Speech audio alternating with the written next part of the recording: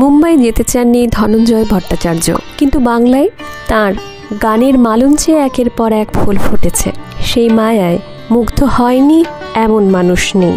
এ যাত্রা শুরু হয়েছিল অনেক দূর থেকে, শরৎচন্দ্র চট্টোপাধ্যায়ের হাত ধরে। তখন স্কুলবেলা, পড়াশোনা বালির রিভার্স টমসন স্কুলে। টিফিনের সময়ে বন্ধুদের আবদারে গান গাইতে হতো ছোট্ট ধনঞ্জয় ভট্টাচার্যকে। একদিন গাইলেন কৃষ্ণচন্দ্র দের অমর সৃষ্টি স্বপন যদি মধুর এমন। সেই সুরের রেশ পৌঁছল মাস্টার মশাইদের কানে। তারাই উদ্যোগ নিলেন স্কুলের বাইরে গাইবার সুযোগ করে দিতে। এরপর এলো স্কুলের বার্ষিক অনুষ্ঠান। একা মঞ্চে গাইলেন পাগলা মনটারে তুই বাঁধ আর ভাইয়ের দোরে ভাই কেঁদে যায়। দর্শকের আসনে বসেছিলেন কথাশিল্পী শরৎচন্দ্র চট্টোপাধ্যায়। গান শেষে উঠে এসে আশীর্বাদ করলেন ধনঞ্জয় ভট্টাচার্যকে। হাতে তুলে দিলেন 5 টাকার একটি নোট।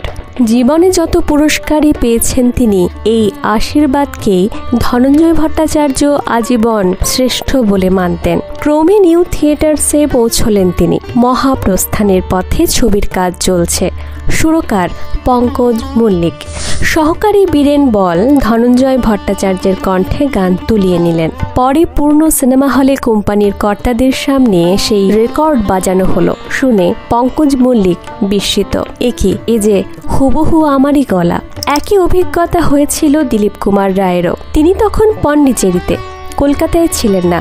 তার সহকারী ধনঞ্জয় ভট্টাচার্যকে দিয়ে গান রেকর্ড করলেন। ফিরে এসে শোনা মাত্র দিলীপ কুমার রায় চমকে উঠলেন, এ তো যেন তাঁরই নিজস্ব গায়কী।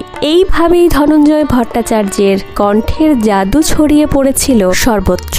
কিন্তু শিল্পীর পরিচয়ের আড়ালে ধনঞ্জয় ভট্টাচার্য ছিলেন এক নিবেদিত প্রাণ দাদা। ভাই পান্নালাল, যিনি ছিলেন তার বুকের পাঁজরের মতো। মাতৃগর্ভে 7 মাস বয়সে থাকতেই তাদের বাবা সুরেন্দ্রনাথ ভট্টাচার্য মারা যান। সেই থেকে মেজদা ধনঞ্জয় ভট্টাচার্যই হয়ে উঠেছিলেন ভাইয়ের আশ্রয়দাতা। HMV-তে নিয়ে যাওয়া জ্ঞানপ্রকাশ ঘোষের কাছে উচ্চাঙ্গ সঙ্গীতের তালিমের ব্যবস্থা করা, কিংবা বড় ভাই প্রফুল্ল ভট্টাচার্যের হাত ধরে মেগাফোন কোম্পানিতে পৌঁছে দেওয়া, সব দায়িত্ব কাঁধে নিয়েছিলেন ধনঞ্জয় ভট্টাচার্য।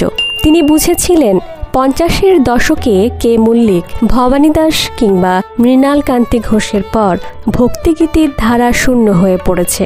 সেই জায়গাটি পূরণ করতে পারবে তার ভাই পান্নালাল। তাই নিজে অসংখ্য হিট চলচ্চিত্রের গান গাইলেও যত অনুরোধই আসুক না কেন, ভক্তিগীতি গাওয়া থেকে সরে দাঁড়াতেন তিনি। ধন্যবাদ। আমি মন্দিরা।